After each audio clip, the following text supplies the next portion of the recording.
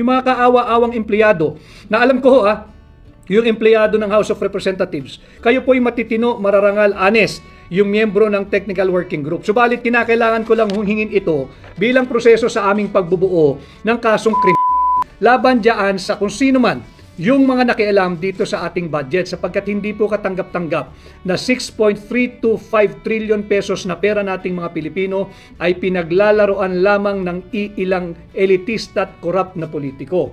At bukod po dyan, sumulat din po tayo.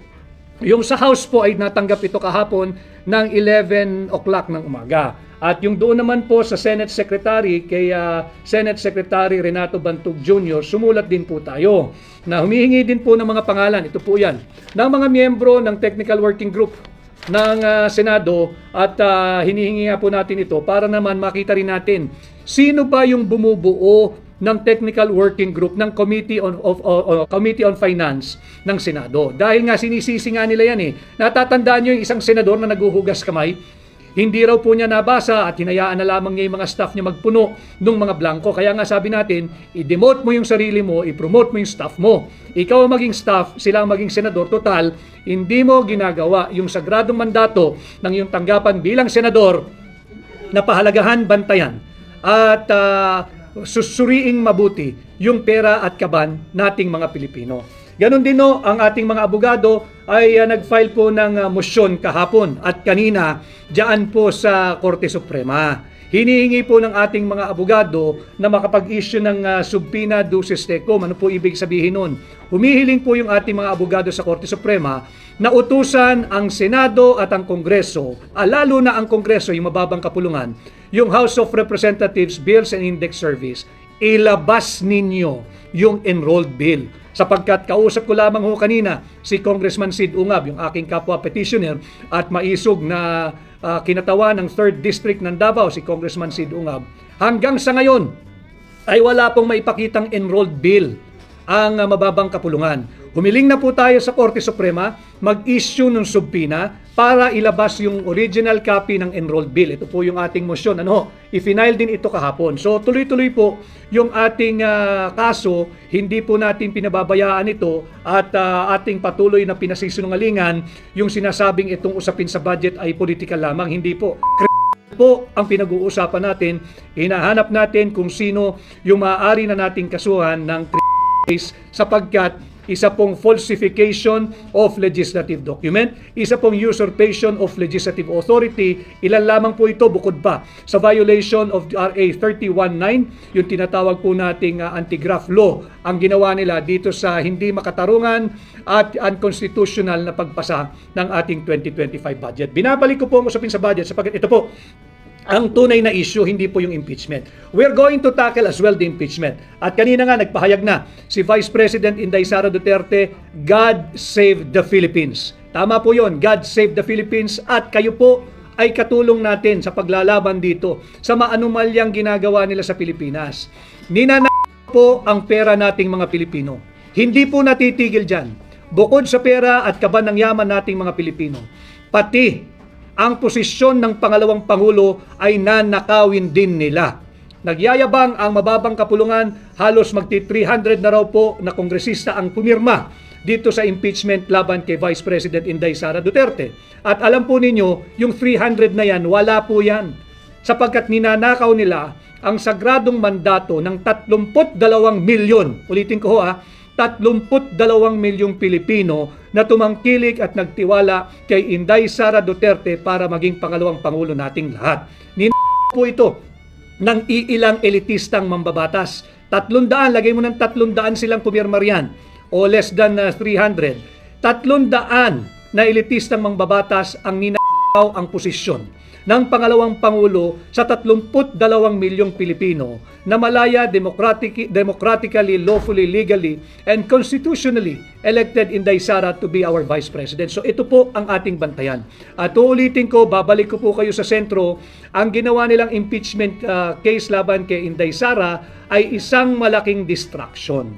Linalansi po tayo, linalayo sa higit na malaking usapin, yung unconstitutional 2025 budget. Sabi po ni Vice President Inday Sara Duterte, sa huli, ang tagumpay ay ang sambayanang Pilipino. And I agree with her. at yung kanyang sinasabing panawagan, God Save the Philippines, lahat po tayo kumilos.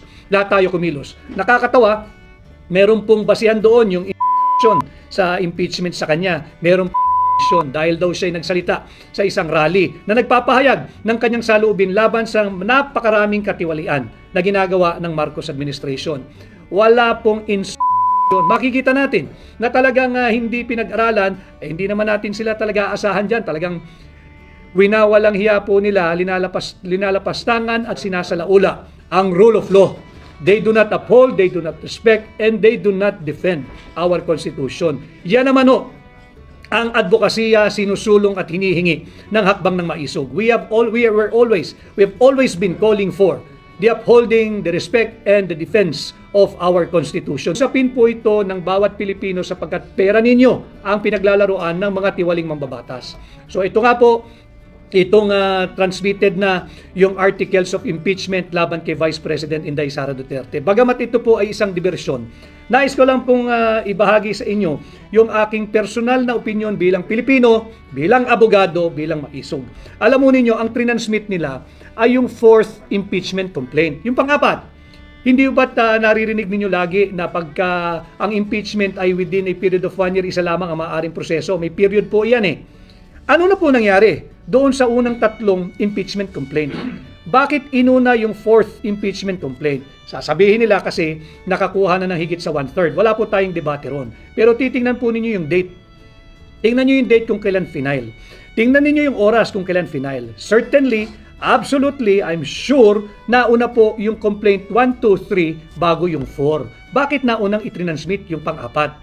Yan po ay paglabag doon sa constitutional process. Kinakailangan, unahin mo yung number 1, yung number 2, yung number 3. Hindi pa po nila nadirinig yun. Hindi pa nila nadedesisyonan pagdating sa form and substance. Kaya po ako, sa aking pananaw, ay hindi po ako naniniwala na tamang proseso yung 4th complaint ang kanilang na-transmit agad-agad. Sapagkat meron pong naunang 3 complaint. Kinakailangan muna kanilang tapusin at bigyan ng tamang disposisyon yung complaint 1, 2, and 3 bago ninyo talakayin yung 4th. But be that as it may, na-transmit na nga po ito sa Senado. Ang akin lamang, tinatama lang natin yung proseso. Ako'y naniniwala na hindi tamang nauna yung 4th complaint. 4th nga pang-apat nga Anong nangyari sa complaint 1, 2, and 3? Malinaw sa ating saligang batas. Sa loob ng period of 1 year, isang impeachment complaint lamang ang tatalakayin. Meron pa hong 1, 2, 3 bago yung 4 Bakit yung 4 ang inuna? Tinalunan yung 1, 2, and 3. Nauna po sila pagdating sa oras, pagdating sa petsa. Dapat inuna ho muna yung 1, 2, and 3. Again, babalik tayo. Ito po yung malaking diversyon para mawala ang init, para mawala ang usapin dito sa maanumalyang 2025 budget. Kaya binabalik ko po ang usapin dyan.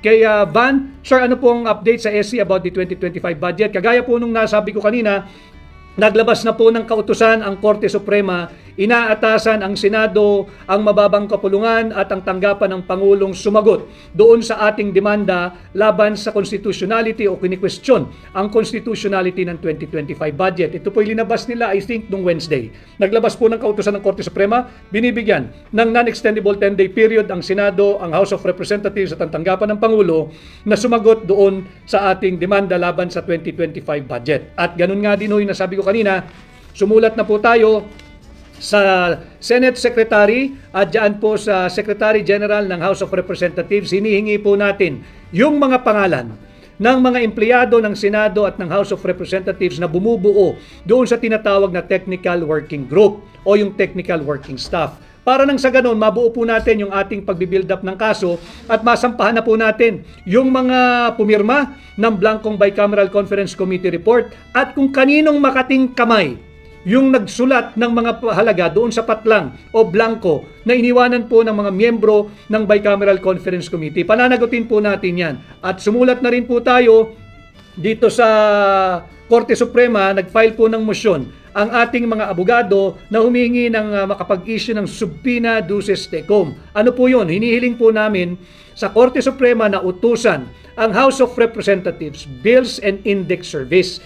Ilabas ninyo yung enrolled bill kung meron. Pero base sa aking pakikipag-ugnayan kay Congressman Sid Ungab, Si Congressman Sid Unga, bulitin ko ha, 2 beses itong naging chairman ng Committee on Appropriation, 1 beses naging vice chairman ng Committee on Appropriation at naging chairman din po ito ng Committee on Ways and Means ng House of Representatives. Marunong po ito ha, heavyweight ito pagdating sa pagpasa ng budget. Alam niya ang tamang proseso at nagkausap po kami kanina, wala hong maipakita, walang mailabas na enrolled bill ang House of Representatives Bills and Index Service.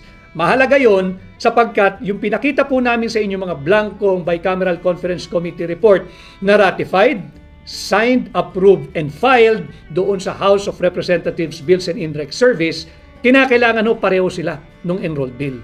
Pag yung enrolled bill may laman, kinakailangan may managot. Sapagkat tapos na po yung proseso eh. Ang gagawin na lamang doon, ipiprint na lang. Kaya hinihingi natin yung kopya ng enrolled bill na hanggang sa ngayon ay hindi nila mailabas. Kaya tumakbo na tayo muli sa Korte Suprema. Nag-request po tayo through isang motion na mag-issue ng subpinahan na yung Bills and Index Service ng mababang kapulungan, ilabas yung enrolled bill na yan. Yan lang naman ho yan eh.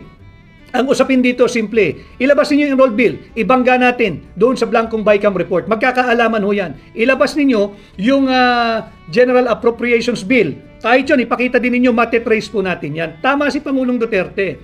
Huwag ninyong paglaruan ang transaksyong gobyerno. Napakaraming papel po niya, napakaraming kopya. Hindi ninyo mapeperpekto ang inyong krimen. Ito na nga, inahabol namin kayo sa ngalan ng transparency and accountability. So yun yung update natin, tuloy-tuloy po tayo, hindi tayo magbibigay ng kahit na anong espasyo sa ngalan ng transparency and accountability. The real issue here is, bakit ka nagpasa ng blankong Bicameral Conference Committee report? Yan ang ating sagutin. Yung mga pumirma dyan sa Bicameral Conference Committee report, pinakita namin yung listahan. Senador at kongresista, si Kimbo, Stella Kimbo, ang tagal-tagal nyo na dyan sa Kongreso. Ganyan ba kayo magpatakbo ng trabaho ninyo?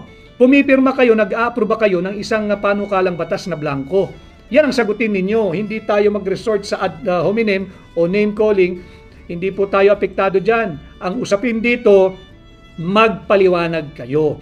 Ilabas ninyo yung kopya ng enrolled bill. Pabalik-balik na kayo dyan sa Senado, pabalik-balik na kayo dyan sa Kongreso, nagkaugat na kayo dyan, umugat na yung inyong incompetence, nagpapasa pa rin kayo ng blankong final, ratified, signed, approved, and filed Bicameral Conference Committee report. Mahiya naman kayo sa sambayan ng Pilipino. Gampanan naman ninyo yung sinumpaang tungkulin ninyo bago kayo pumasok dyan sa trabaho bilang mangbabatas. Ito ho yung usapin ngayon, itong articles of impeachment na transmitted na sa Senado, alam ho ninyo, distraction malaki.